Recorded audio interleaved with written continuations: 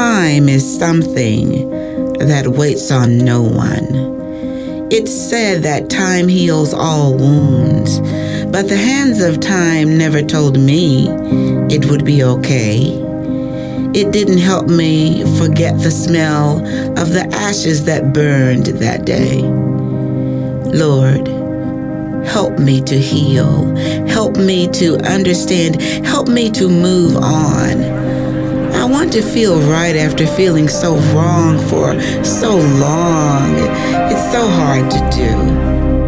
Will my scars heal right away, or will they remind me every day that I'm still hurting?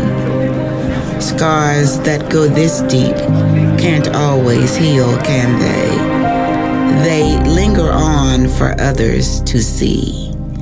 The hurt inside is just a small capsule of what others have been through, but it's my pain. It's mine to hold on to. Time can only tell if we will ever truly heal, but that's up to me. It starts right here and right now, in this time, in this place. Time won't wait for anyone, but time can change me. It can change people. It can change our community. Lord, give us strength to heal, every one of us, all.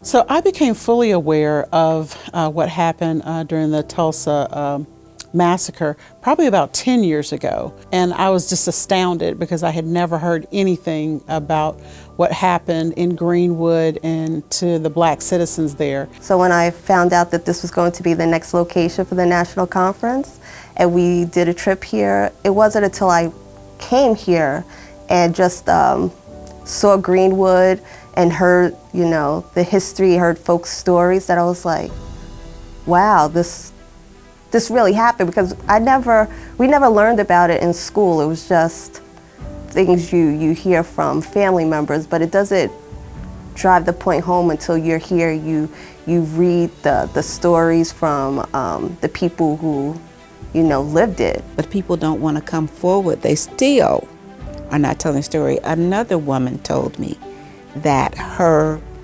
mother was working in an office downtown in Greenwood.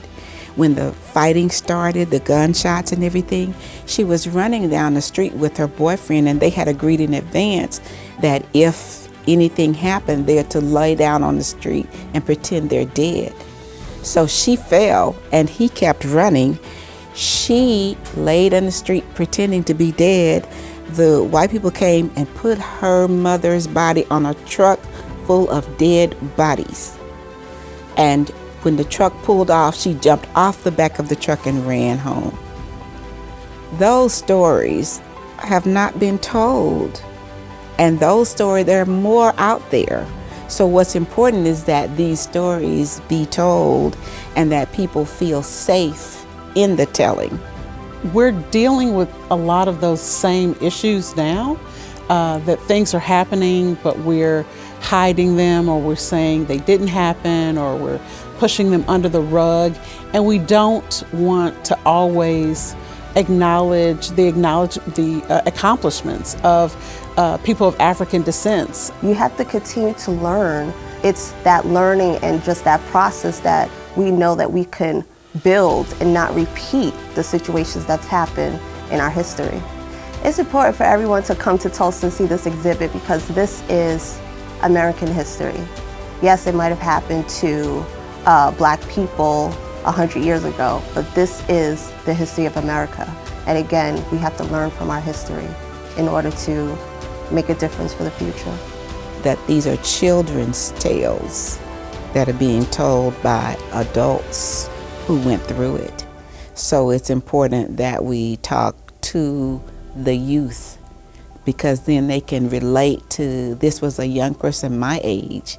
This person was 7 when this happened. This person was 10 when it happened. So they had to deal with this trauma themselves. And I think that's a significant part of all these stories, because they were the ones who are around now were children. There were planes dropping bombs. they wanted the land. They wanted people's property, they wanted their businesses. And so it wasn't just something that happened out of nowhere. It was greed, it was malice, it was forethought. And we've got to find a way to reconnect, because we are living in community. And what happens to you affects me and vice versa. And if we're going to be stronger, we've got to come together. Because faith is believing in something before you can even see it. When we did that trip to the church, it was chills, but it was an experience that I can't even put into words. It was just, it saved people. And the fact that we were able to see it visually, standing there over 100 years later, it is going to be bigger and then even better than before. There are a lot of community entities that are working together to make sure this story is told.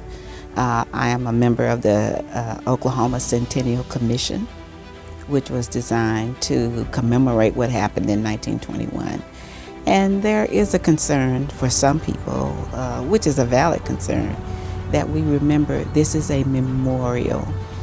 While we are commemorating, we are not celebrating.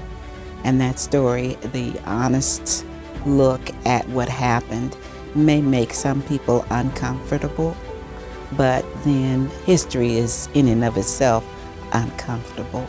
The humiliation, the hostility, and then the hope.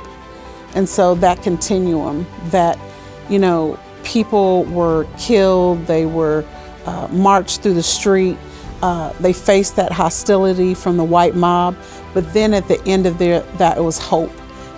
Babies were still born, people renewed the businesses, the homes, and everything else in the community. And so also trying to hold on to that and use that as a touchstone for myself, because times are difficult. We've had a really difficult year as a country, as a world, and people have been through incredible things before, and they've come on the other side, and I'm using that as hope that we can come on the other side of this. Well, my takeaway from my trip to Tulsa this weekend is I learned more about my history.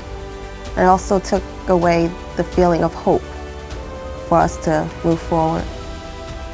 How do we heal?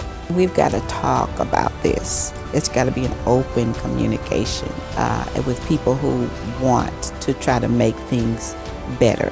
We've told the story everywhere we can tell it, because it's important to recognize that the persons who went through this have a history that may not have been written in books. There's an oral history, and no less true than what was written in books. So there's contrast to the perspectives that are being told.